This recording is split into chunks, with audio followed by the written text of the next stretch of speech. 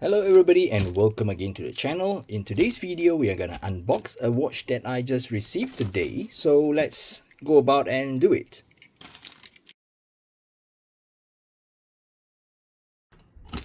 Okay, so this is the watch and you can see that the brand is Fairer. So Fairer, it's a micro watch brand from I believe the UK. So I've decided to pick this up because of first the size, and it's kind of a GMT watch. Well, I've been, on a hunt or on a shopping spree for GMT watches recently, maybe with the hype. And yeah, I decided to go with this because of the size. This is going to be the Fairer GMT 36 millimeters. Well, I like that it comes with a very good pouch. Okay, so I believe this is a polishing cloth.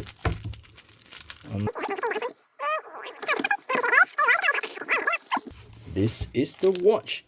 And if you notice, I have another box because I have opted to purchase the separate watch bracelet that we can put on this watch. So yeah, I purchased the watch that comes with different choices of leather straps, and I've also decided to include the bracelet.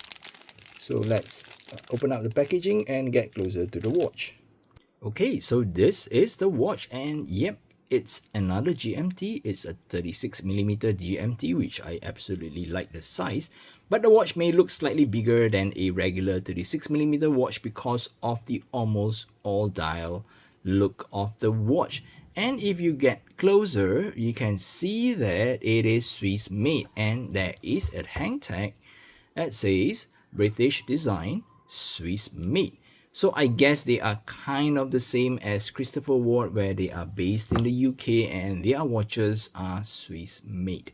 And I like the quirky color combination, so it comes with that blue, green or teal kind of dial depending on the lighting condition. It comes with an orange second hand and interestingly a red GMT hand. This is not what you call a traveler GMT. It's kind of a collar GMT. So let's give this watch a wind. Okay, pull out the crown to the second position, and then we can adjust the time. As you can see, when we are adjusting the time, all right, the GMT hand is kind of what we call slave to the hour hand because it's a collar GMT.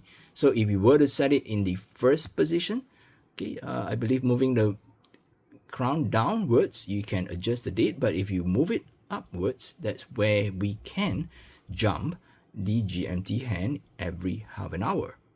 Okay, so I think this is also powered by the Sellita SW30, SW the 330, right, which is, I believe, is the same as the one powering my Christopher Ward C I can't remember the code, but it's the Sealander GMT which I've got recently. I believe these watches are powered by that same movement, and if you were to look at this, I think they done a pretty good job in that kind of decoration. There is what we call some Geneva machining look on it, if I'm not mistaken. And yeah, I like the hollowed out rotor design, and the watch comes with a screw down case back that is held by 4 screws. So yeah, it's kind of nice. And this one, they allow us to select every watch is kind of serialized, and we can select whatever serial number that is available during the period of purchase. Initially, I wanted to get the number 222, but that was already picked up by someone else, so I went for this 228, which I think kind of nice. Right, there's no special significance to the number, but it's just a nice one.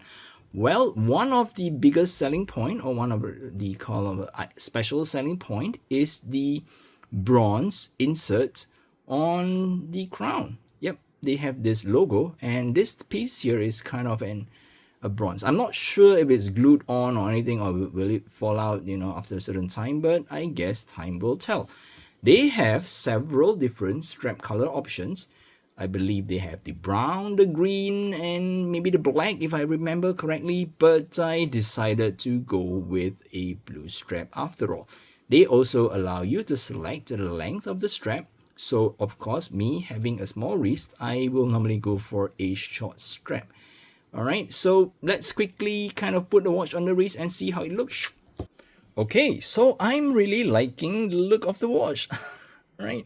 Well, the strap is still a little stiff because I think it needs some time for it to conform to my wrist, you know, what they call breaking it. But this one is kind of good, right? The lug to lug is pretty compact, so it doesn't exceed the width of my wrist. I think it's kind of cool.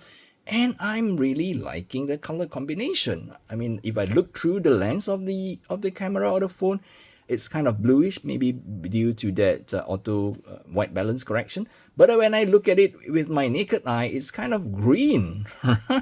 So I'm really liking the color combination. And the buckle, it's signed with that logo. I'm not sure what that logo represents. Maybe they did mention it somewhere. And yes, it came with a thank you card. But yeah, I'm just not going to spend a lot of time to go through. Yep, they tell you what name means. It's farer, it's an explorer, wayfarer, seafarer, farfarer, and this is the logo. It kind of looks like an A to me, and I think they have stories and instruction and all that. I'm gonna try to put on a bracelet, but I'll need some time to resize it. I think it comes with half links as well. Let me see. Yep, it comes with half links, so I guess getting a right fit should be okay. So because it's a butterfly clasp, it's not a what do you call a fold over quick button deploy and clasp. It's still quick deploying, but it's a butterfly clasp. And the good thing that it comes with quick release buckle. So I'm going to remove the strap on the watch, put the watch on, and try to size the bracelet for my small 6-inch or 15.2 centimeters wrist. And if I'm trying to look at it, it's a screw link. Well, not too bad. Okay, see you guys in a while.